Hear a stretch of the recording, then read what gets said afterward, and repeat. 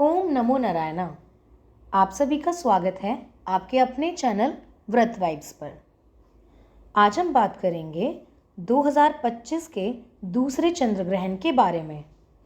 इस वीडियो में मैं आपको जानकारी दूंगी कि चंद्र ग्रहण किस दिन है, सूतक काल कब से लगेगा, किस किस स्थान पर चंद्र ग्रहण देखा जाएगा, ग्रहण पड़ने पर सबको क्या क्या सावधानियां रखनी चाहिए और ग्रहण समाप्त होने के समय सभी को क्या करना चाहिए। तो चलिए वीडियो को शुरू करते हैं। संपूर्ण जानकारी के लिए आप वीडियो को अंत तक अवश्य देखें। इस वर्ष का आखिरी और दूसरा चंद्र ग्रहण 7 सितंबर दिन रविवार को लगेगा। इस दिन भाद्रपद पूर्णिमा तिथि है एवं पितृपक्ष भी प्रारंभ हो रहा है। यह चंद्र ग्रहण भारत में भी नजर आएगा, इसलिए यहाँ सूतक काल भी मान्य होगा। इस बार लगने वाला चंद्र ग्रहण संपूर्ण चंद्र ग्रहण है, यानी चंद्रमा पूरी तरह से धरती की छाया में आ जाएंगे। 2025 का यह आखिरी चंद्र ग्रहण काफ़ी खास है क्योंकि ये ब्लड मून या रक्त चंद्र कहा जा रहा है, क्योंकि इस दौरान चंद्रमा लाल व नारंगी रंग से खुद को समेट लेंगे, जिस वजह से इसका नाम ब्लड मून दिया गया है। चंद्र ग्रहण पूर्णिमा के दिन सूर्य, पृथ्वी और चंद्रमा एक सीध में आने के कारण होता है। इस दौरान सूर्य की रोशनी पृथ्वी के वायुमंडल से होकर गुजरती है, जो नीली रोशनी को छांटते हुए लाल रंग में तब्दील हो जाती है और चंद्रमा लाल अथवा नारंगी रंग में रंग जाते हैं।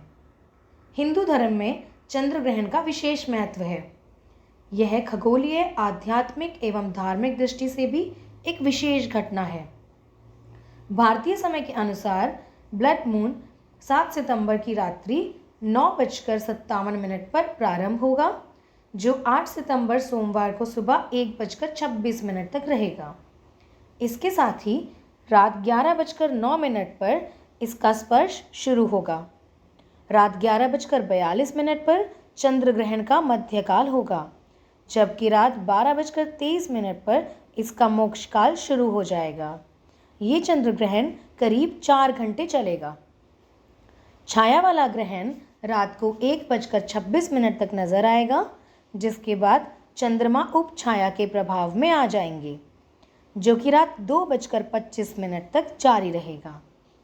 इसके बाद चंद्रमा पृथ्वी की छाया से मुक्त हो जाएंगे।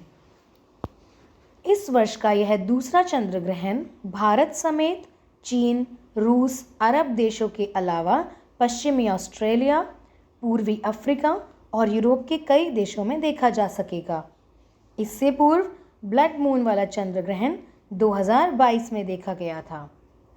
7 सितंबर के दिन लगने वाला चंद्र ग्रहण शनि की राशि कुंभ में लगेगा। इसके साथ ही चंद्रमा पूर्व भाद्रपद और शतभिक्षा नक्षत्र में विराजमान होंगे।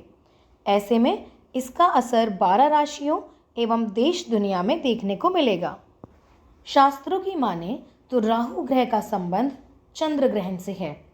राहु ने अपना शत्रु मानते हुए पूर्णिमा के दिन चंद्रमा को निगलने की कोशिश की थी, जो चंद्र ग्रहण का रूप ले लेता है। हमारे शास्त्रों में ग्रहण के दौरान सूतक काल का भी विशेष महत्व है। सूतक काल ग्रहण से पहले का वो समय है जिसके दौरान कई धार्मिक एवं शुभ कार्य या कुछ गतिविधियां वर्जित होती हैं, जैसे पूजा पाठ करना, खाना खाना, खाना पकाना आदि। इसलिए आपको पता होना चाहिए कि इस ग्रहण का सूतक काल 9 घंटे पहले लग जाएगा, यानी 7 सितंबर को दोपहर 12:56 से सूतक काल शुरू होगा और 8 सितंबर को सुबह 3 बजे तक ये चलेगा। बच्चे, बूढ़े, बीमार व्यक्ति और गर्भवती महिलाओं के लिए सूतक काल की अवधि कुछ कम होगी। यह ग्रहण शुरू होने के 3 घंटे पहले से लगेगा, यानी शाम को 6:34 से ग्रहण पूरा होने तक लगभग 1:26 तक। परंपरा के अनुसार सूतक काल में ही मंदिरों के कपाट भी बंद कर दिए जाते हैं, जो 8 सितंबर को सुबह 3 बजे शुद्धि और अन्य अनुष्ठानों के बाद ही खोले जाएंगे। हिंदू धर्म में ग्रहण का बड़ा महत्व है। चाहे चंद्र ग्रहण हो या सूर्य ग्रहण, मान्यता यह है कि इस दौरान देव संकट में होते हैं। ऐसे में धार्मिक ग्रंथों में कई गतिविधियों पर रोक लगाई गई है, जबकि ग्रहण के समय और ग्रहण के बाद कुछ काम अनिवार्य रूप से करने की सलाह दी गई है। सूतक काल लगने पर यात्रा, मांगलिक कार्य जैसे यज्ञ, विवाह, मुंडन, नए कार्यों की शुरुआत आदि नहीं करनी चाहिए। ग्रहण शुरू होने से पहले ध्यान दें कि खाने के पदार्थों में कुशाघास और तुलसी दल डालकर रख दें, जिससे ग्रहण के दुष्प्रभाव से उन्हें संरक्षित किया जा सके। आप सूखे अनाज एवं दाल आदि में भी तुलसी दल या कुशाघास अवश्य डाल दें। ग्रहण के समय क्या क्या नहीं करना चाहिए? ग्रंथों के अनुसार ग्रहण काल के दौरान कई कार्यों पर पूर्णतः रोक लगाई गई है, जैसे खाना पीना, भोजन पकाना, तेल मालिश करना, मंजन दातून करना, बालों में कंघा करना, सोना, यौन गतिविधियां आदि। इस दौरान अपने घर के मंदिर को भी पर्दे से ढक देना चाहिए, क्योंकि इस बार चंद्रग्रहण भाद्रपद पूर्णिमा के साथ है। इसलिए अगर आप पूर्णिमा के दिन कोई श्राद्ध क्रिया कर रहे हैं तो प्रयास करें कि उसे ग्रहण के सूतक शुरू होने से पहले ही पूर्ण कर दें। ग्रहण के समय में क्या क्या करना चाहिए? ग्रहण काल में कई कार्य वर्जित होने के साथ साथ हमें यह भी पता होना चाहिए कि क्या क्या कार्य इस दौरान किए जा सकते हैं। ग्रहण के समय में भले ही मंदिर के द्वार बंद किए जाते हों, पर इस समय भगवान का ध्यान करने पर कोई रोक नहीं है। सूर्य ग्रहण हो या चंद्र ग्रहण, इस दौरान अधिक से अधिक मंत्र जाप, भगवान का ध्यान और उनके नाम का स्मरण करें। ग्रहण के दौरान जितना ज़्यादा भगवान का नाम लिया जाए, उतना ही ग्रहण की नकारात्मक प्रभाव से बचा जा सकता है। आप इस समय में विशेषतः भगवान शिव का मंत्र जाप, विष्णु भगवान का ध्यान, हनुमान चालीसा, श्रीमद् भागवतम, भागवत गीता आदि पढ़ सकते हैं। क्योंकि यह चंद्र ग्रहण श्राद्ध पूर्णिमा के दिन लग रहा है, इसलिए इस समय पितरों के लिए तर्पण और दान करने से पितृदोष का निवारण हो जाता है। यह समय काल सर्प दोष के निवारण के लिए भी ग्रहण के समय ध्यान करने से मानसिक शांति का अनुभव होता है। कई लोग ग्रहण काल में उपवास भी करते हैं। यह आध्यात्मिक व शारीरिक शुद्धि के लिए अति कार्यकारी होता है। ग्रहण का समय दान देने के लिए शुभ बताया जाता है, तो ग्रहण के दौरान आप किसी भी योग्य स्थान पर जाकर दान कर सकते हैं।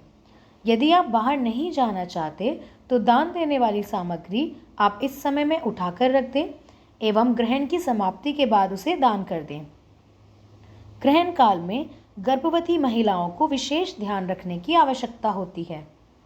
वे इस समय घर से बाहर बिल्कुल भी ना निकलें, क्योंकि इस समय राहु और केतु के दुष्प्रभाव के कारण गर्भस्थ शिशु शारीरिक रूप से अक्षम हो सकता है तथा गर्भपात की आशंका भी बढ़ जाती है।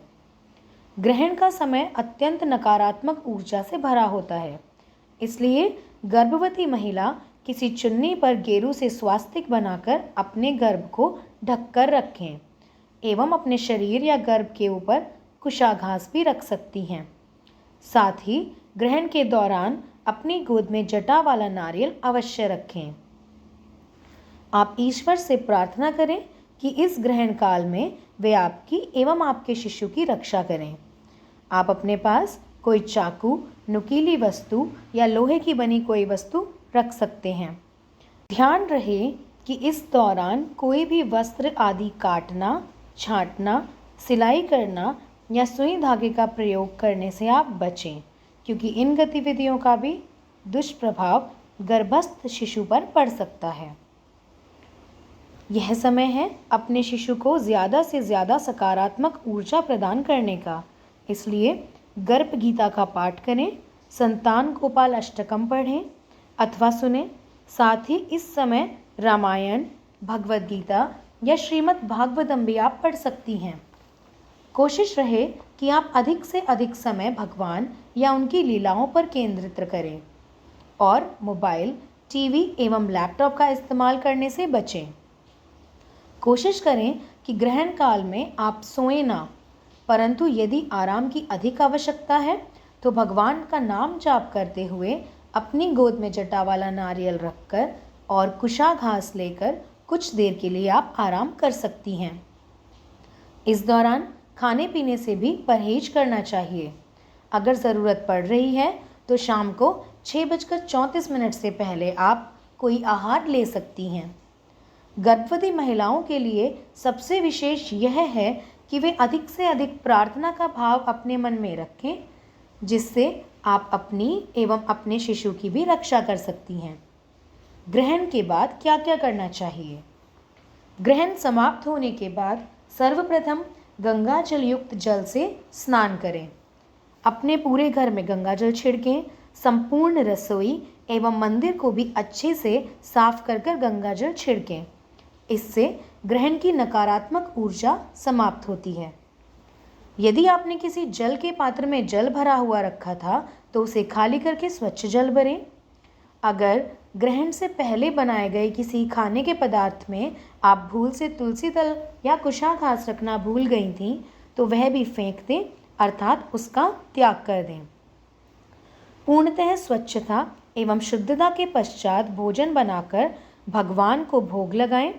सूतक काल 8 सितंबर सुबह 3 बजे समाप्त हो जाएगा, जिसके बाद आप चाहें तो मंदिर की साफ सफाई कर सकती हैं या ब्रह्म मुहूर्त में भी आप ये कर सकती हैं।